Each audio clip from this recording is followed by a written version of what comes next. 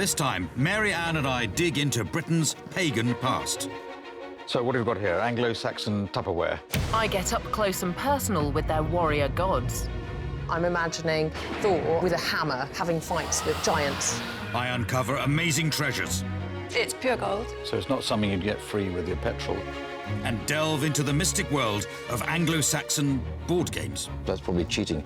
I discover a new skill as a ballad writer. There once was a chap called Clive whose pea took an age to arrive. Do you want a job? And I go feasting It's always good to have a hold of your horn, isn't it? It is indeed, yeah. Yeah. as we uncover the secrets of one of Britain's greatest archaeological finds this century. Nothing like this has ever been found in Britain before. What?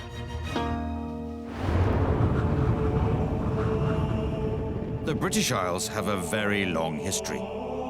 People have been living here for tens of thousands of years. And the further back you go, the more elusive and mysterious the lies of those ancient Britons appear to be. Stonehenge. What's the point? It's a bit like Lego. Who were these ancient Britons? What did they believe? What was their world like? Are you a fan of human sacrifice? I don't practice it myself. As a talk show host, I should know how to ask a good question. Where are we going to, Marianne? Clive, we are off on an adventure. But answers are not really my strong suit. Mummies or not mummies? It's a tricky one, isn't it? So I've roped in someone with more insight into the ancient world than I'll ever have. Anthropologist Mary Ann Ochota. Old bones, Old looking stuff. at the past, you know everything, don't you? I like to ask a lot of questions about the past. Together, we're going to unlock the mystic secrets of the ancient Britons. I've decided to harness the forces of evil. Prepare to embrace the very odd indeed. Right, I'm ready for all comers.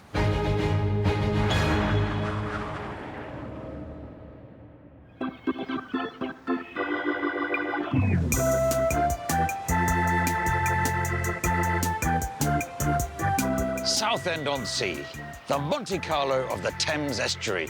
Famous for its 7 mile of beaches, a pier that's almost as long as that, cockles, winkles, kiss-me-quick hats.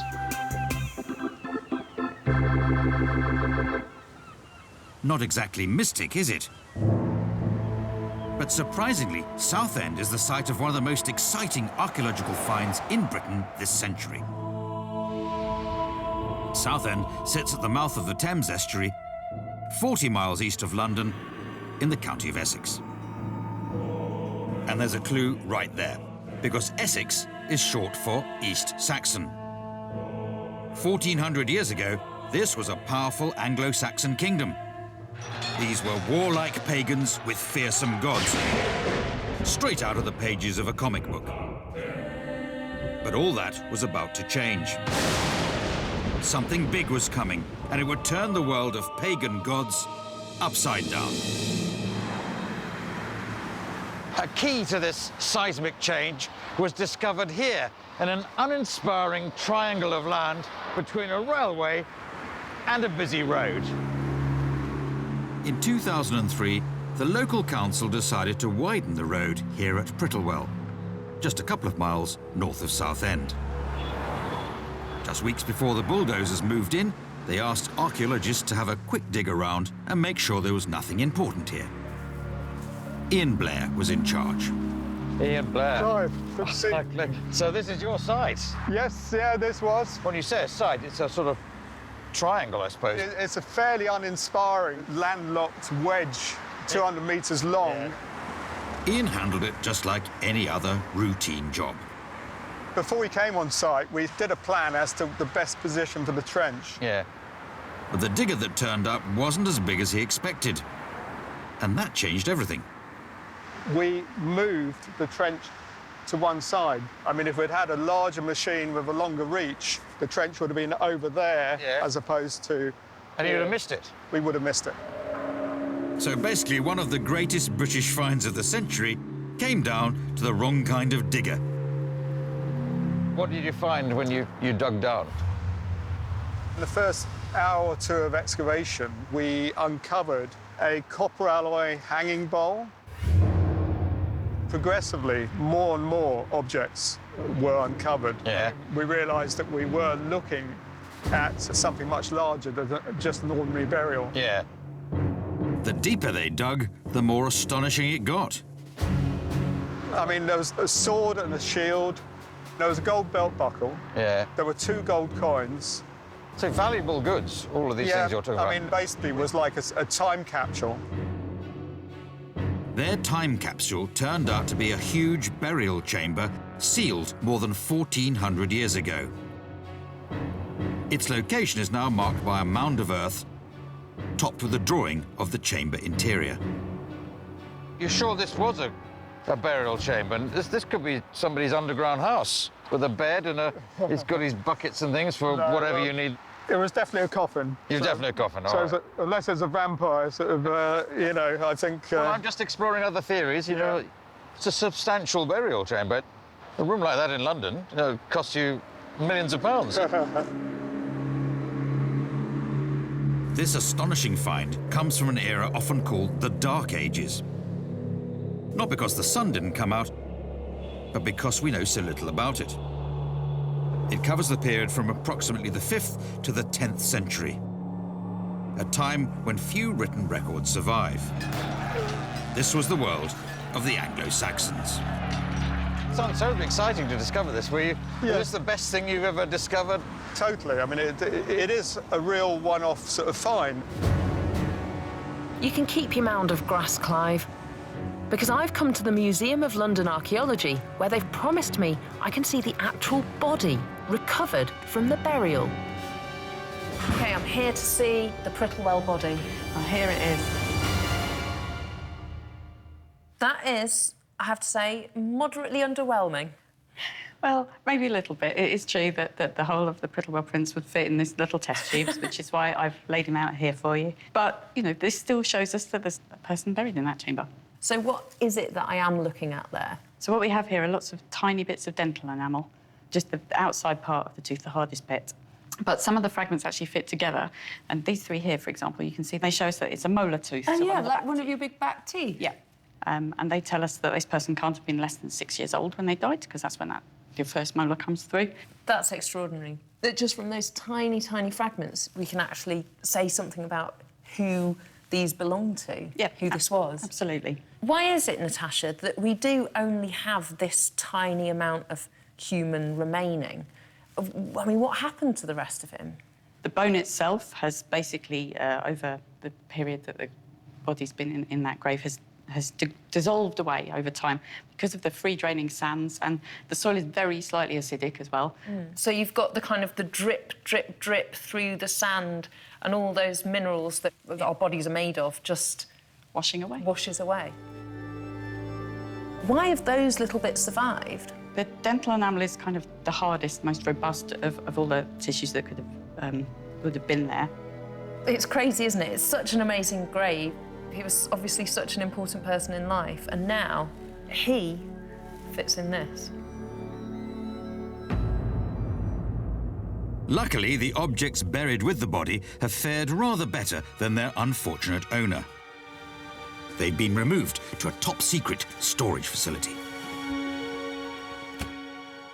The Anglo-Saxon items that Ian Blair and his team uncovered are so precious, we're not allowed to tell you where they're kept or even show you the outside of the building. Let's go and take a look at them through here. Archaeologists nickname the man in the burial chamber the Prittlewell Prince. But can the objects buried with him tell us who he really was? Hello, Lynn. Hello, Clive. Good to see you, and this, this array of golden goods. Lynn Blackmore is a Saxon finds specialist. I've been involved in the project since the very beginning. So can you remember the excitement that you experienced when seeing that first bowl? Absolutely. And it just got better and better. Yeah, and this is part of the better and better. That's a buckle. Is that made of gold? Pure gold. Yes. It's made actually in about 21 different pieces that have been very carefully assembled. 1,400 years ago, This exquisite belt buckle was a powerful symbol of Anglo-Saxon prestige. This particular thing is, especially in gold, is a statement of masculinity, status, a very important person. So it's exactly quite an like that. impressive bit of, well, we'd call it bling nowadays, wouldn't it? It's quite a garish, almost, thing to I have. wouldn't mind having one. You wouldn't have one. So this is the grave of a man with expensive tastes in clothes and apparently in homeware. So what have we got here? Anglo-Saxon Tupperware. They are perfect pair of blue glass, what we call squat jars. A beautiful rosette motif on the base. So it's not something you'd get free with your petrol. This is an elaborate This piece, is the best you could hope for. Yeah. And the discoveries just kept on coming. As well as the gold buckle and expensive glassware, there's also dice for gaming, expensive fancy bowls, gold coins, and the remains of a gilded drinking horn. The list goes on and on. This was clearly a wealthy Anglo-Saxon playboy who liked the good life and took it with him to his grave. I like him already. But who was he? I think I can help to build up a picture of this man, because the presence of those lovely grave goods tells us a lot. A few other burials have been found from the same period. They also contain valuable goods, and they have something else in common. They were pagan. Essex back then was a pagan kingdom, and lush burials were the way pagans did things. We don't know why exactly. They just did. The word paganism just means the opposite of Christianity. It's people who aren't Christian. But we take it to mean what the Anglo-Saxons believed in themselves. And they had quite a rough and ready belief system that they didn't follow in a religious kind of way. It's sort of embedded into your everyday life. That's exactly it. It's a way of explaining what happens. So when it thunders, what is going on? Well, maybe that's Thunor, the thunder god. So we have Woden, as he's one of the top gods in Anglo-Saxon England, and he gives his name to Wednesday. Woden's Day? Yes, Woden's Day. And Friday is named from some aspect of Free or Freya. There's a reason these gods sound familiar. Belief in the Viking gods, Odin, Freya, Loki and that Valhalla lot, originate with Germanic tribes. The same people are the ancestors of the Jutes, Angles and Saxons, who brought basically the same gods to Britain. OK, so Thunor, is that the same as Thor? Yes, Thor is the Norse, the kind of Viking equivalent. I mean, in my head, when I think of Thor, I'm imagining a big chap with a hammer having fights with giants. Yes, you're imagining something like the Victorian idea Or the of Marvel Thor. comic superhero, yeah. So pagan gods are still hanging around the edges of the modern world. And I'm not just talking about the movies either. February, for example, is known as Cake Month because they make cakes in honour of their god. They were probably something a bit more like pancakes, and the successor of that is probably Pancake Day. And these gods were big on their pets too. So this is Freya, looking very beautiful, like a Roman goddess, with a chariot drawn by quite ugly cats. They may not be to my taste, but the pagans believed animals supercharged a god's supernatural power. Every god gets some of their power from having an animal-like nature. And they tend to be fierce or clever animals like wolves, or Woden has an 8-legged horse, which of course is a good thing to have. Right. I'm not entirely sure what the advantage of 8 legs is.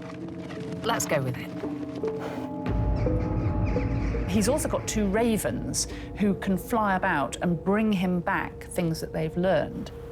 It's a bit like what happens in Harry Potter. You've got your Patronus, which is your kind of animal spirit that you can summon up at will. These pagan gods were forces of nature. They're troublesome and they're difficult and they have fights between themselves. They're not your god who takes care of you. These gods couldn't care less. So we know our Prittlewell man had warrior-like gods, and that he was buried with his most valuable possessions. Yes, but how did he live? Those grave goods tell us that he probably liked to drink, feast, and a bit of bling. And let's be honest, who doesn't? Over in rural Sussex, other modern Britons share that opinion and have fully embraced this warrior-like pagan lifestyle. Oh, hi. Well, come in, Wellis. Oh, thank you very much. We speaking Anglo-Saxon? No. Well, come in. Welcome. Wellis, stranger. Oh, thank you. And my name's Clive. What's your name? Alfric, or as I'm better known in the modern day, Richard. Richard. By day, Elfric, aka Richard, lectures in welding. But out of hours, he likes nothing more than the brutish pagan world of an Anglo-Saxon warrior. Just like our man at Prittlewell. Who have we got here, your friends? I'm Redolf. Redolf. Leofric. Leofric. Wolfgar. Wolfgar. Clive seems a little bit out of place next to Wolfgar and Elfric the welder. Clearly, I need to sound a bit more rugged. And should I have an Anglo-Saxon name? Can you give me something appropriate? Ooh. Ebergar. Ebergar. Ebergar. Yeah. Sounds a bit Yorkshire. Ebergar. Ebergar. Yeah. It's actually Gar is spear, Yeah. and Eber is 4. So, I'm a boar. That's a bit harsh, for he just arrived.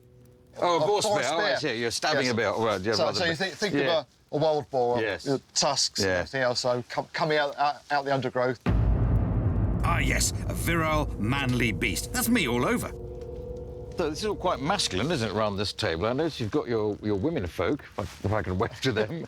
They're sat over there. Yeah, Seyfried and Erwin, they're doing one of the most important things, preparing wool for weaving. In fact, we should probably be helping, to be honest, otherwise we'd have nothing to wear. I thought this was an accurate recreation of life for women and men in the Anglo-Saxon time, or indeed many times. They're doing the actual work, and the men are sitting around playing games and drinking beer. Which reminds me, Well, Do you want some beer in Yes, that? please, yes. I thought you'd never ask. they found the gilded remains of a drinking horn very much like this at Prittlewell. Wassail. Wassail, lads. Wassail, ladies, if that's the appropriate thing to say.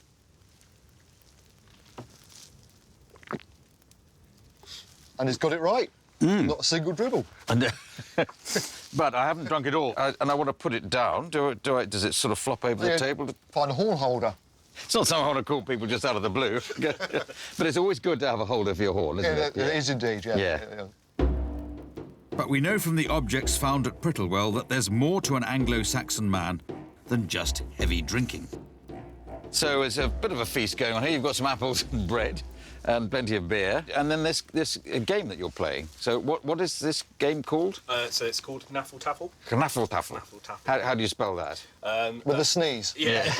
It's a game from roughly around the 4th century. Yeah. And it eventually evolves into chess.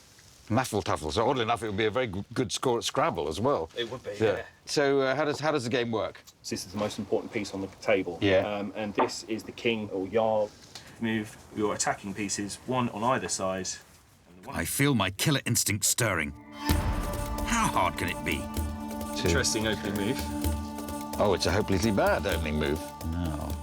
If only I hadn't just downed that horn of beer. I go there. This game would be a total walkover, obviously. Now I'm in trouble, aren't I? At least that's my excuse, and I'm sticking to it. I think potentially this one. Oh, yes, I see, yes. Well, thank you very much. That's probably cheating, having No one saw that either. having coaching from the side. But what's to stop me going there and taking his piece there? What's wrong with that?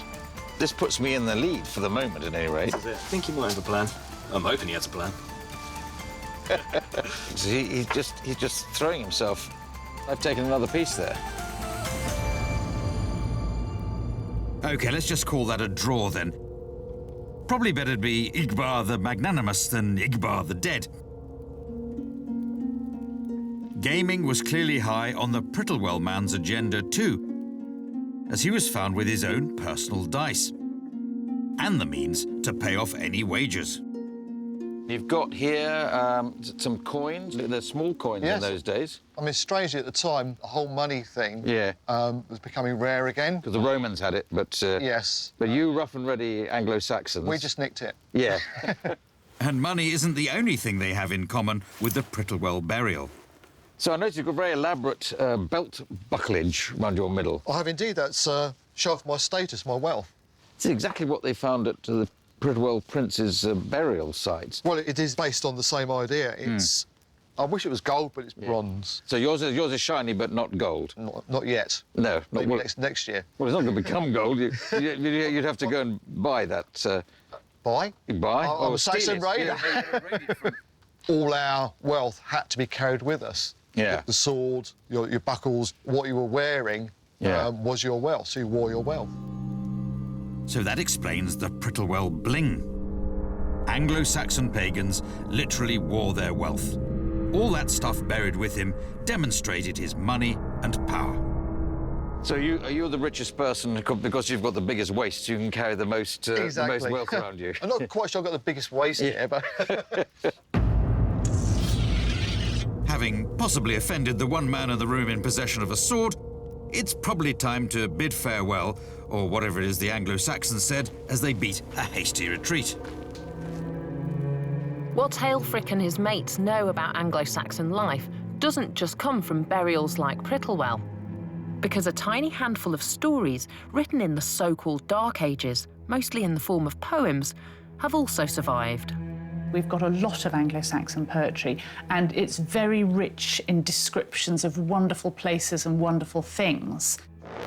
By far the greatest is Beowulf, an epic story of brave warriors and fierce monsters. But Beowulf also talks about everyday life. The events in the poem take place in the early 6th century AD. Wow, so that's right at the time that our Prittlewell man was alive. Yes, it's precisely of his date. It would have been told at feasts, at gatherings, that the bard, the poet, they called them shops. The shop would strum his lyre and tell the story. And I've been to a telling of Beowulf, and it lasts a full evening. When we look at the archaeological evidence and then the literary evidence of Beowulf the poem, how do those two things fit together? They fit together better and better with each new bit of archaeological evidence. Over the last century or so, archaeology has shown that it's really a very faithful mirror to Anglo-Saxon life. This bit of Beowulf reads, "Then a bench was cleared in that hall, so the Geats could have room to be together, and the party sat, proud in their bearing, strong and stalwart.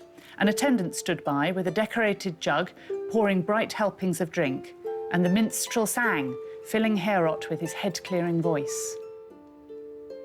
So you get there this big hall with the benches. You get the attendant with her large bucket or bowl of beer, mead, maybe some kind of cider, pouring the helpings into the individual cups.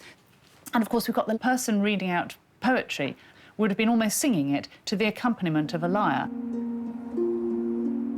This fits well with the man buried at Prittlewell, because one of the most amazing finds in the chamber was a lyre, a stringed Anglo-Saxon musical instrument. Precisely the kind of thing that a poet, or shop as they were called, would have played as he recited Beowulf. Because most of it is wood, most of it has rotted away, and so what they found was a dark stain in the soil. And then just these little fragments of wood and the metal fittings. So these are gilded copper alloy fittings with garnets at the centre, and they're actually beautifully decorated. It's kind of hard to see what this instrument would have looked like when it was new and fresh, but using CT scans and X-rays, the experts have been able to recreate how this would have looked on the day it was put into the tomb. I'd love to be transported back in time to hear the lyre as it would have sounded 1400 years ago. Sadly, time machines are a bit thin on the ground, but I can get close by travelling to another very mystical location, a garage in Birmingham. It's the workshop of composer and lyre enthusiast Andy Glover-Whiteley. Hello, Andy. Hello. I hear you're the man to talk to about liars. I could well be. Obviously, at the Prittlewell burial, there was the lyre. Most of it had rotted away. I'm assuming from that, experts like yourself can build a picture of what instrument that really was originally. Yes, we've been able to piece it together from manuscript evidence, from the burial evidence, and certainly the Prittlewell is probably one of the most important finds because we found it in situ. And that's enabled you to make a replica. Can I see what you made? Yes, this is my own one called Two Ravens, for obvious reasons, as you'll see. There we are. Wow. And that is Two Ravens. Look at that. So that's Woden's ravens. Yes, Hugin and Munin. That's thought and memory. So the decorative elements tie into the gods and the goddesses that the Saxons would have had originally. Knew about. Yes. What the shop would have done is literally yell, "What?" meaning so or listen up. And everyone would have gone deathly quiet. Because now it's story time. Now it's story time. And he would have gone into the long, great tales of the old heroes. That would have been the Coronation Street of the time. The Prittlewell lyre would have looked very much like this. But what did it sound like? Can I have a go? Ooh, go on then. I won't drop it, I promise. Right, so yeah, that hand there. Even I can't make it sound rubbish. And how do I make everyone shut up in the Great Hall? What? What? That's it. There once was a chap called Clive whose pea took an age to arrive. He went to the loo at 1:45, and when he got back, it was 5. Now you may proceed, as you were. Do you want a job? OK, so far, so Pagan. Pretty much everything in the Prittlewell burial, the lyre, the gold goods, the feasting vessels, says he was living an archetypal pagan life. But then, the archaeologists found something that turned their whole view of this mysterious man upside down. Nothing like this has ever been found in Britain before. Gold foil crosses, and these are in the state that they were when found. They're so unequivocally Christian, tiny little things. They were found at the head, and it's thought that they were put on the eyes. Putting these crosses on the dead man's eyes shouts out that they were very important. But Christian? That can't be right. Pretty much everything else about this burial shouts Anglo-Saxon paganism. The lyre, the expensive glassware, drinking horns, bling belt buckles. But we all know what the crosses represent. Or do we? Does that mean unequivocally that this man was Christian? That's the $64,000 question. What on earth do they mean? I think that they're the closest thing we've got to evidence of personal Christianity from any grave in Anglo-Saxon England. So they are absolutely extraordinary things, and it is a real privilege to be holding one. But these crosses should not be here. Archaeologists think our Prittlewell man died as early as the 580s or 590s. But Christianity didn't reach this part of the world until right at the end of that period, in 597 AD. Before that, there was no such thing as Christianity in Essex. What's going on? Whose grave is this? The Prittlewell burial is extraordinary, and it must have been a real Tutankhamun moment for the archaeologists. But it's a huge chamber.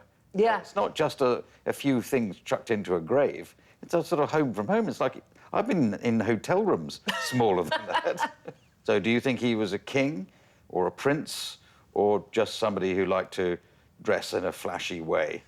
So definitely royalty of some description, because all the other people kind of, didn't have that stuff.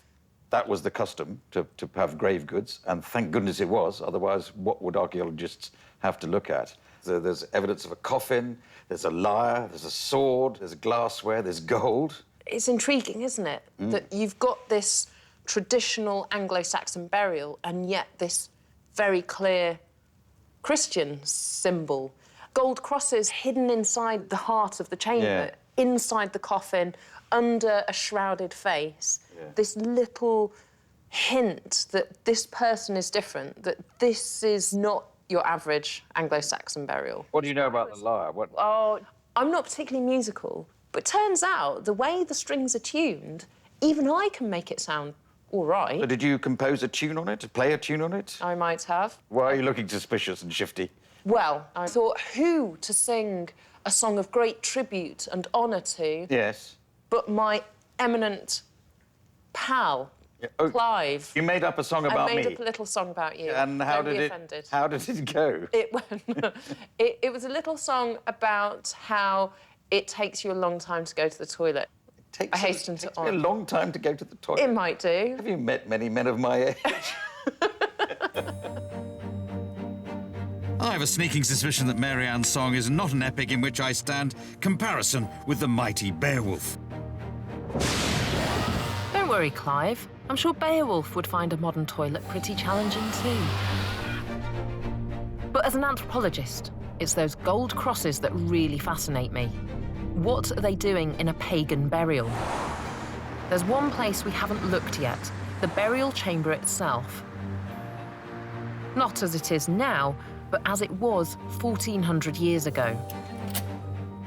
That's not as crazy as it sounds, because archaeologist Sue Hurst and illustrator Faith Vardy have spent years painstakingly piecing the evidence together.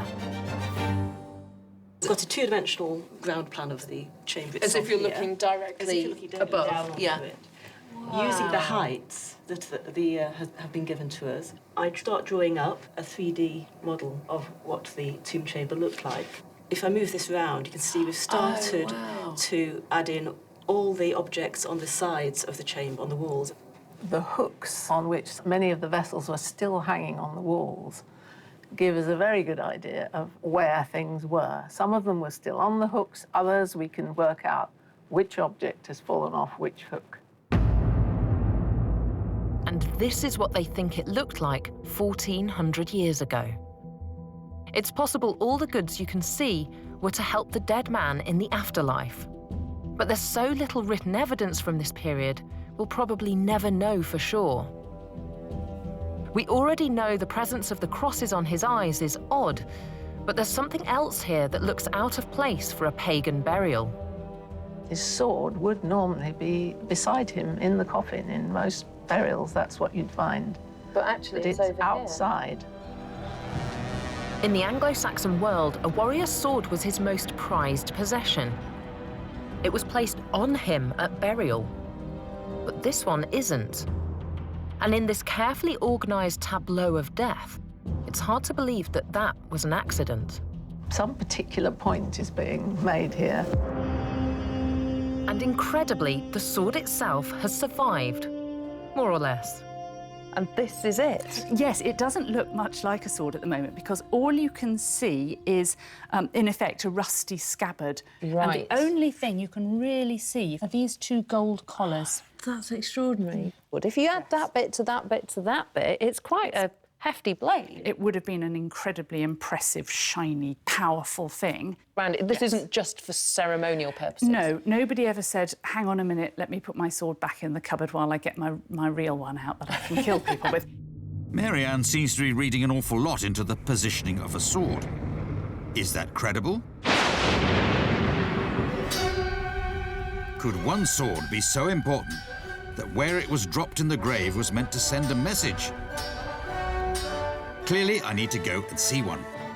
And I want to be absolutely clear, this is not because I want to swing a large sword around like a big kid. I want to swing it around like a big adult. You just feel you want to start laying about somebody.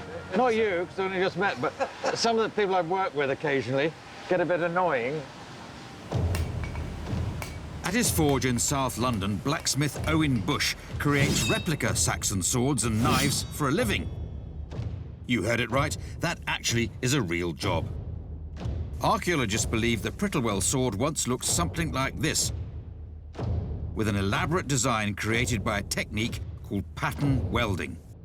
So a sword like the one that was, well, it was in a grave, it was a grave good. How much effort would have been spent making that in the first place. If you think about someone having to process ore, smelt it, make the raw materials, process the raw materials, you're then looking at days and days of work, teams of people working with sledgehammers to create a sword like that. Right. I mean, it's weeks, probably. In financial terms, it would be a lot of money to make a sword. Yeah, in a world where the most valuable thing they may have owned was a few iron objects and a bed, these swords were incredibly valuable. Maybe the value of a house? Probably a lot more than that. Now for the exciting bit.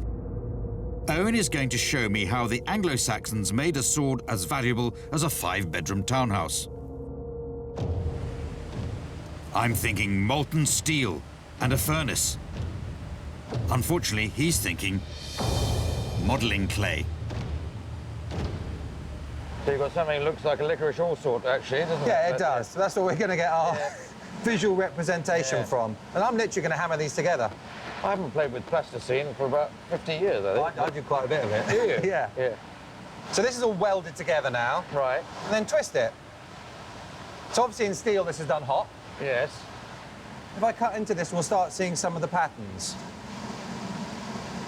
I cut in and you get those same twisted patterns that were in the sword. All this effort wasn't just to get a pretty pattern. The twisted layers stiffen the blade and make it less likely to bend. You don't want to find yourself in the heat of a battle with a bendy sword, do you? That's okay with plasticine. How do we do it with the metal? I'll turn the fire up and we'll get a bit of metal hot. If I'm going to twist red-hot metal into these same beautiful patterns, I need to dress the part. Do I need a neckerchief or something on my head, a bandana, or is that... well, it helps, but it's not necessary. And I'm going to grow a beard now to go with it. You'll probably find you do grow a beard having done this. Beating the layers of red-hot metal together takes hours of work and apparently plenty of facial hair. Since I don't have time to grow that, Owen's already worked the different layers into a single bar. So I'm going to get the end section up to a good temperature for twisting. OK. Clockwise for this piece, please. Clockwise? Yeah. That's important. Does that help with when you're gouging somebody's guts out? It's just all about the way the pattern looks. So if I clamp this in... OK. That's gone on the end like that? Yeah, it should do. On the end, put it on, and then you're just trying to twist clockwise. All right, I am twisting. That's it, swap hands. Carry on. Keep going? Still going, yeah. Am I going the right sort of speed? Yeah, you are. If you can get another half twist out of it. I can generally get another half twist out of most things. Well, this is strangely satisfying. To see the patterning in the metal bar, it must be ground flat and then plunged into something nasty. So at the moment, there's no pattern in here, but if I dip it into ferric chloride and give it a few seconds... The very stuff we need, ferric chloride. Yeah, historically, it could have been lemon juice or vinegar. This is like a cookery show, only there's... this is ferric chloride you happen to have in your store cupboard. And there we see a pattern. I see, yes. Oh, it's like a photograph developing. It all matches up to the twist we can see on the outside. Yeah. This is just one bit of one bar. So in the sword I was looking at... 6 or 7 bars, fully twisted. So they put plenty of work into making these swords. Yeah, absolutely. These swords were so valuable that putting one in the grave is a bit like me being buried with my Ferrari. If I had a Ferrari, of course. Anyway, if I did, I'd care a great deal about exactly where my supercar was laid to rest. So Marianne might have a point. The position of the sword probably is sending a message. So basically, I'm right, Clive's wrong. But who was this man that kicked the Woden and Thunor habit? Could he really have become a Christian before Christians got here? Bear in mind, Christianity was about to become a pretty big deal in Britain that would ultimately dominate the country for the next 1400 years, which would make our Prittlewell man a total trailblazer. So who was he? The generally accepted view is that Saint Augustine brought Christianity to southern Britain in 597 AD. He set up shop in Canterbury, and in little more than 100 years, it had spread to become the dominant British religion. Today, you can't swing a pagan cat in Britain without hitting a Christian church or cathedral. This period is when that all began. But our Prittlewell man may have died more than a decade earlier. So how come the Christian crosses on his eyes? In search of answers, I've come to the cradle of British Christianity, Canterbury, just 25 miles from Prittlewell. Because there was one Christian who arrived here before St. Augustine, a foreign queen called Bertha. What we're standing in here is the private chapel of Queen Bertha of Kent, and you can see it comes right up to head height and right down to where the wall ends there. Now, Bertha arrives in Kent as a teenage princess. Her father is the King of the Franks. The people who live in France, they are the most powerful Catholic power in the whole of Europe, and they're right next door to Kent. This period of history is all a bit Game of Thrones, with children being married off to create alliances. Bertha is basically given to Ethelbert, King of Kent, to ally him with the Franks.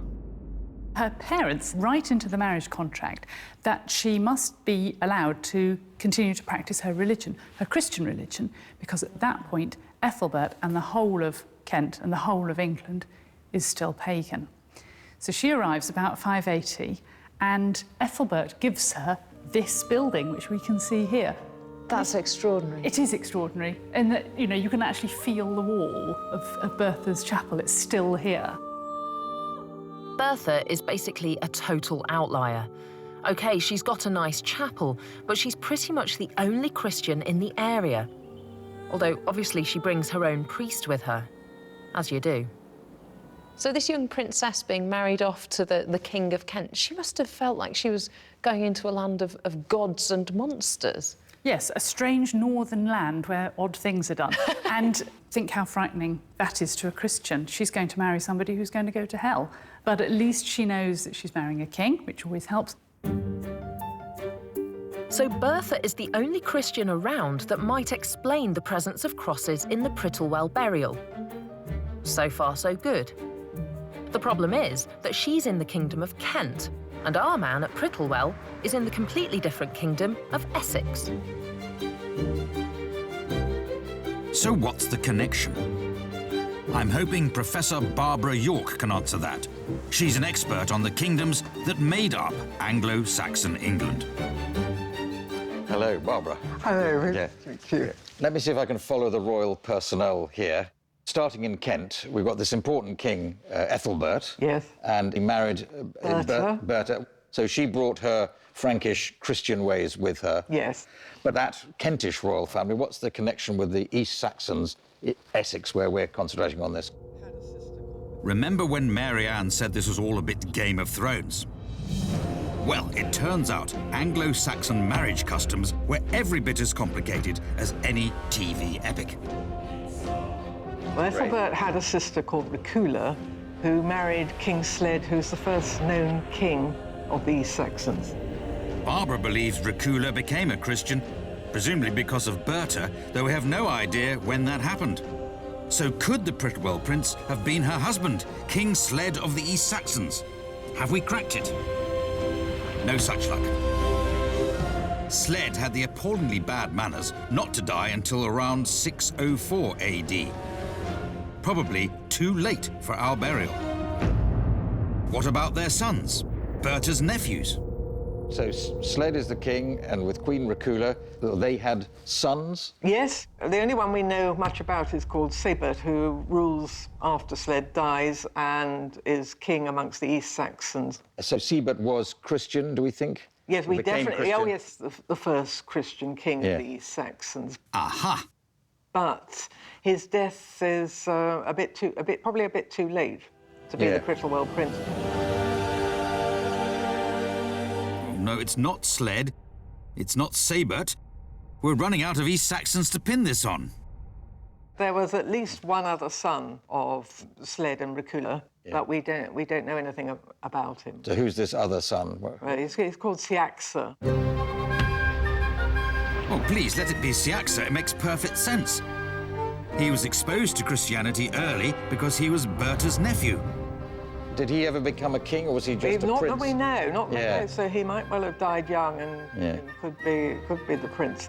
That might be Siaxa, then, a good Saxon name, possibly died young, definitely some sort of prince, would be entitled to some sort of... Yes, I prefer not to try and give him a name, because I think that's sort of pushing things too far. So, frustratingly, we may never get a definitive answer to who the Prittlewell prince was. The one thing we can say with some certainty is that his name probably began with an S. He would have been wealthy, powerful.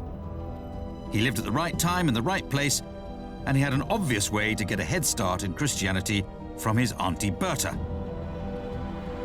Either way, it seems the Prittlewell prince, or at least the people who buried him, were torn between the old pagan ways and the new Christian ones. He was probably hedging his bets, which makes sense if you're not sure whether you're going to meet St. Peter at the pearly gates or Woden. Our man's burial captures the first moments of a momentous change.